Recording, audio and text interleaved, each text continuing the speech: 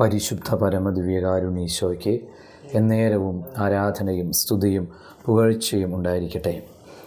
ഇന്ന് മാർച്ച് മാസം 25-ാം തീയതി ചൊവ്വാഴ്ച, മംഗളവാർത്ത തിരുനാൾ ആഘോഷിക്കുന്ന ദിവസം.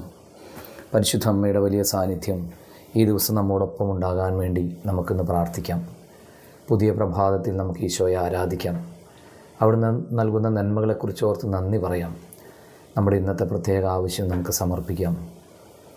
ഈശോയെ, ഈ ദിവസം മുഴുവനും അവിടുത്തെ ഒരു കരുതൽ ഞങ്ങളോടൊപ്പം എപ്പോഴും ഉണ്ടാകണമേ എന്ന് ഞങ്ങൾ പ്രാർത്ഥിക്കുന്നു. ലൂക്കാ സുവിശേഷം 1-ാം അധ്യായത്തിൻ്റെ 30-ാം വചനം ഇന്ന് ധ്യാനിക്കാം. ദൂതൻ അവളോട് പറഞ്ഞു, മറിയമേ, നീ ഭയപ്പെടേണ്ട, ദൈവസന്നിധിയിൽ നീ കൃപ കണ്ടെത്തിയിരിക്കുന്നു.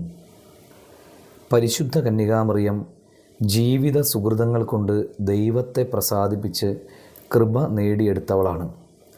അതിനാൽ തന്നെ അവളുടെ ഉദരത്തിലേക്ക് സ്വർഗം ഇറങ്ങി വന്നു.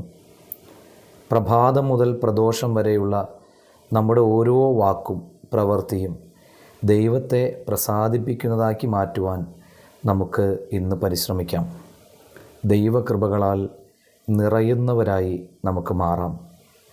ഈ ദിവസം മുഴുവനും നമുക്ക് സന്തോഷം നൽകുന്നതായ കാര്യങ്ങൾ കേൾക്കാനിടവരുന്നതിന് വേണ്ടിയും മറ്റുള്ളവർക്ക് സന്തോഷം കൊടുക്കുന്ന കാര്യങ്ങൾ മാത്രം പറയാനിടവരുന്നതിന് വേണ്ടിയും വലിയ കൃപയ്ക്കായി നമുക്ക് പ്രാർത്ഥിക്കാം.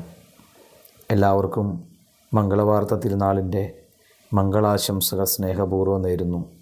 നമ്മുടെ കർത്താവ് ഈശോ മിശിഹായുടെ കൃപയും പിതാവായ ദൈവത്തിൻ്റെ സ്നേഹവും പരിശുദ്ധാത്മാവിൻ്റെ സഹവാസവും നാം എല്ലാവരോടും കൂടെ ഉണ്ടായിരിക്കട്ടെ, ഇപ്പോഴും എപ്പോഴും എന്നേക്കും. ആമേൻ.